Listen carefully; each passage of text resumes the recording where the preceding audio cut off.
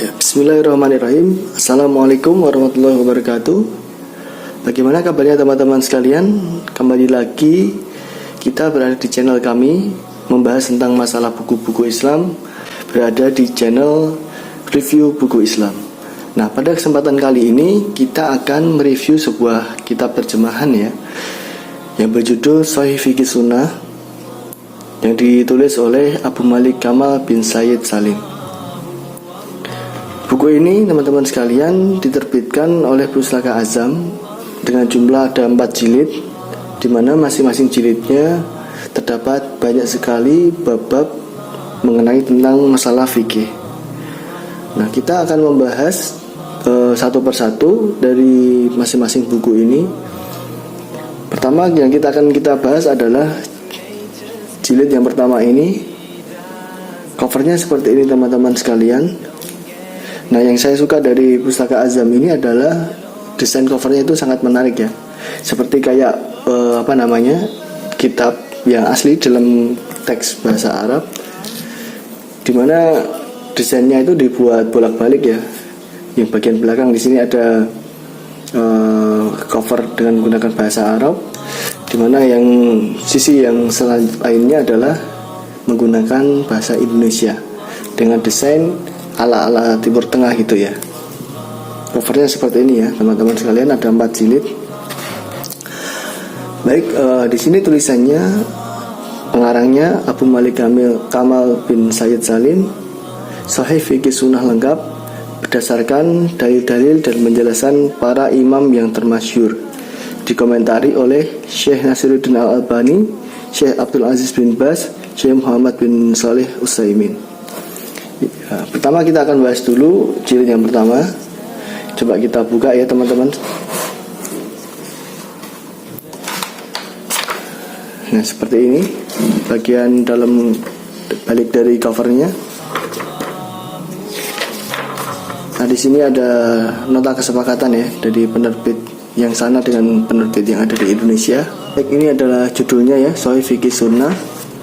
Lalu ini ada keterangannya, desain cover, cetakan penerbit, ini alamat dari penerbitnya, dan buku yang saya pegang ini adalah cetakan tahun 2006. Dan ini adalah daftar isinya. Daftar isinya nanti akan kita bahas tersendiri ya teman-teman. Masing-masing buku nanti kita akan bacakan apa aja kira-kira yang ada di dalam buku ini. Nah, yang menarik dari kitab Shahih Fiqih Sunnah ini adalah kitab ini teman-teman sekalian itu dikemukakan oleh penulisnya pendapat-pendapat dari semua ulama. Setelah itu beliau mengomentari dari pendapat-pendapat tersebut, kira-kira mana pendapat yang rajih dan kira-kira pendapat mana yang bisa kita jadikan rujukan versi beliau ya, menurut pendapat dari penulis kitab itu tersendiri. Nah, contohnya kita melihat pada bab ini, yaitu masalah kunut dalam sholat fardu. Yang pertama adalah kunut sholat fajar ya. Nah, di sini ada banyak sekali pendapat ya, seperti yang kita ketahui. Nah, di sini dikemukakan masing-masing pendapatnya, di mana pendapat pertama bahwa kunut pada sholat fajar hukumnya adalah sunnah muakkadah. Di sini dituliskan dalil-dalilnya, ada 1, 2, 3, ada 4 dalil, ada 5. Setelah itu dibahas juga pendapat yang kedua bahwa kunut pada salat fajar selainnya adalah dimansuh ya, atau dihapuskan, dan itu adalah bid'ah. Dan ini adalah pendapat dari mazhab Abu Hanifah. Dalilnya apa? Nah, dalilnya di sini disebutkan ada 1, 2, 3, 4, 5. Nah, terus ada juga pendapat yang ketiga, di sini dituliskan tidak diperbolehkan melakukan kunut kecuali kunut nazilah. Dan ini adalah pendapat dari mazhab Imam Ahmad.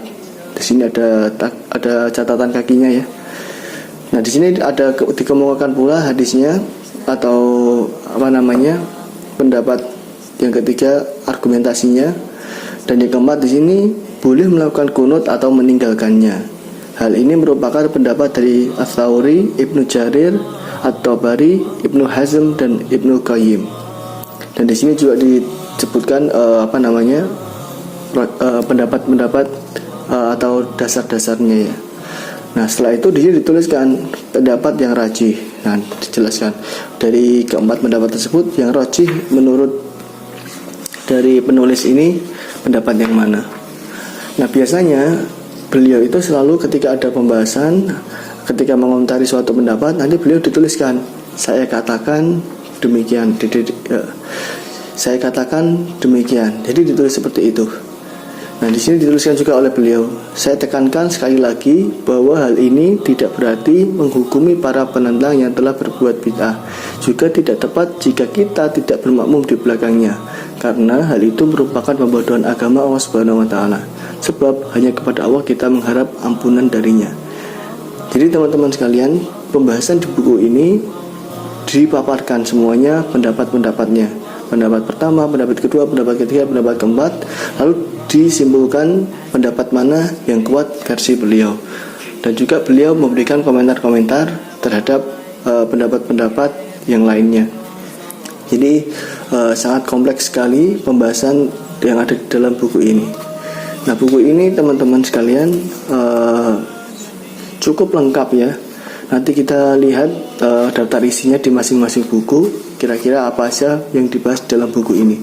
Kurang lebihnya seperti itu yang ada, atau bagian dalam dari buku ini. Secara tulisan di sini cukup jelas ya, cukup jelas tulisannya.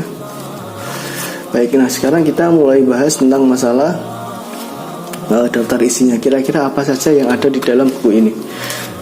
Nah, pertama yang kita buka adalah daftar isi dari jilid yang pertama. Yang dibahas adalah pertama muqaddimah, pengantar penulis, metodologi penulisan buku ini, pendahuluan, sejarah munculnya ilmu fikih. Di sini ada sejarahnya, kewajiban mengamalkan Al-Quran dan As-Sunnah, menyikapi imaman mazhab yang diikuti. Di sini yang saya bacakan bab-bab besarnya saja ya, untuk subbab besar, subbab kecil-kecilnya ada banyak sekali, terlalu banyak untuk dibaca ya. Setelah itu membahas tentang masalah kitab Toharoh. Dijelaskan di sini definisi najis, ada banyak sekali. Terus ada istinja, sunnah-sunnah fitrah, Toharoh hukmiyah. Lalu dibahas tentang masalah wudhu, dibahas pula tentang masalah mandi, dibahas pula tentang masalah tayamum, beserta banyak sekali subbab kecil permasalahan-permasalahan yang ada di bab tersebut. Setelah itu dibahas tentang masalah haid dan nifas, pembahasan tentang sholat. Jadi tadi tentang masalah ini ya, toharoh ya. Lalu pembahasan tentang masalah sholat, di sini ada banyak sekali ya subbab-subbab kecil. Lalu bahas tentang masalah waktu-waktu sholat, membahas tentang masalah azan dan iqamah, pengertian azan, pengertian iqamah, membahas tentang masalah syarat sah sholat. Sehingga ada banyak sekali. Bisa teman-teman nanti di stop ya videonya kalau misalkan teman-teman mau membaca subbab-subbab kecilnya. Membahas masalah sholat sunnah, ada sholat witir, ada qiyamul lail, ada sholat duha, ada sholat tasbih, sholat gerhana, sholat istisqa, sujud tilawah, sujud syukur, sujud sahwi. Lalu membahas tentang masalah sholat qashar, menjamak antara dua sholat, ada sholat khauf, sholat jamaah, beserta subbab-subbab kecil yang ada di dalamnya. Setelah itu membahas tentang masalah hukum-hukum yang berkaitan dengan masjid, membahas masalah sholat Jumat, sholat Id. Setelah itu pembahasan bab baru, yaitu tentang masalah pembahasan tentang jenazah, mengkafani jenazah, hukum sholat jenazah, sholat gaib, mengubur jenazah, dan hukum takziah. Ini adalah yang ada pada jilid pertama. Nah, lalu selanjutnya adalah jilid yang kedua. Kira-kira apa yang ada di dalam buku dari jilid kedua ini? Nah, jilid kedua yang dibahas pertama adalah tentang masalah kitab zakat ya. Definisi zakat, syarat wajib zakat, zakat utang, zakat emas dan perak, zakat uang kertas, zakat perhiasan, zakat pendapatan, zakat mahar, zakat hewan ternak, zakat pertanian dan perkebunan, zakat perniagaan. Banyak sekali ya teman-teman. Zakat rikas, sasaran penyaluran zakat, zakat fitrah. Setelah itu membahas tentang masalah kitab puasa, puasa Ramadan, sunnah dan etika berpuasa. Ada puasa sunnah, iktikaf. Setelah itu bahas tentang masalah haji dan umrah, bahas tentang masalah haji, syarat wajib haji, haji untuk orang lain, batas-batas, rukun haji. Banyak sekali di sini sebab-sebab kecilnya. Bermalam di Muzdalifah pada malam hari kurban, melempar jumrah di Mina, terus masalah kurban, masalah umrah. Setelah itu masuk ke dalam kitab sumpah dan nazar, tentang masalah sumpah, macam-macam sumpah, berburu atau binatang buruan dan hukumnya, penyembelihan syar'i, tentang masalah kurban, masalah akikah, masalah minuman. Itu yang ada di dalam jilid kedua. Nah, selalu selanjutnya di dalam jilid ketiga, kira-kira ada apa? Nah, bahas tentang masalah pakaian, perhiasan, dan hukum memandang aurat lawan jenis. Di sini adalah bagian pertama perhiasan dan pakaian bagi laki-laki. Terus etika berbusana, hukum perhiasan bagi laki-laki. Bagian kedua, busana dan perhiasan bagi wanita muslimah. Di sini banyak sekali ya.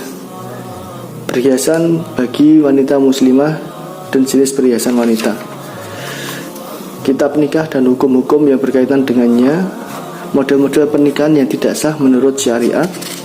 Sifat-sifat yang dikehendaki dari pasangan suami istri. Lamaran dan hukum-hukum yang berkaitan dengannya. Hukum melihat tunangan dalam prosesi tunangan.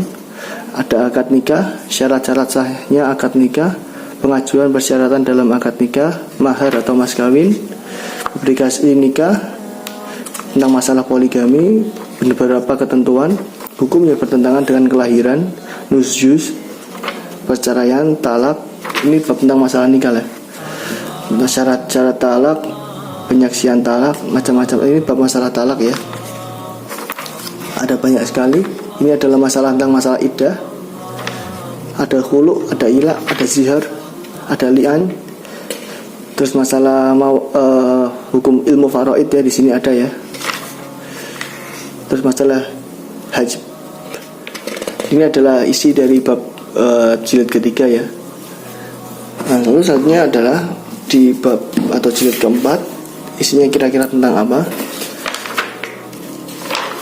Ya, keempat di sini isinya tentang masalah hudud ya, atau hukuman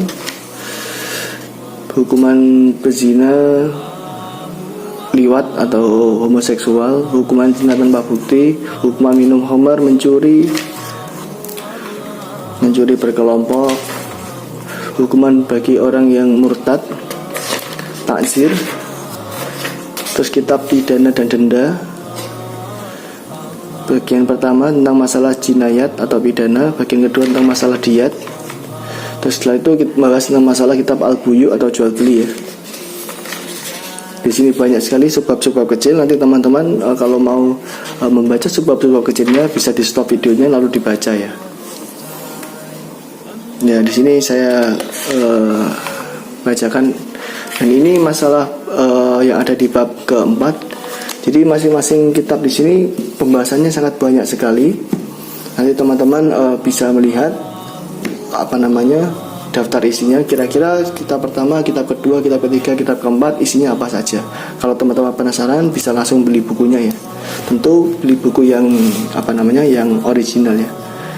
Baik, itu adalah pembahasan sedikit tentang masalah review kitab Shahih Fiqih Sunnah. Semoga bermanfaat. Jadi saya rekomendasikan buku ini untuk teman-teman sekalian mendalami masalah fikih. Tentu buku yang setebal ini kalau saya pribadi tidak saya baca dari awal sampai akhir ya. Tapi kira-kira bab mana yang sedang dibutuhkan atau masalah mana yang kira-kira kita hadapi di kehidupan sehari-hari, lalu kita cari hukumnya. Jadi kalau saya pribadi tidak kuat ya kalau misalnya baca dari awal sampai akhir. Jadi kita baca-baca dulu kira-kira mana yang butuh, atau mungkin ada judul yang menggelitik, ada yang penasaran, baru kita baca. Mungkin itu sedikit dari saya. di sini adalah pendapat pribadi saya ya, kurang lebihnya mohon maaf, tidak ada unsur maksud apapun. Terima kasih. Assalamualaikum warahmatullahi wabarakatuh.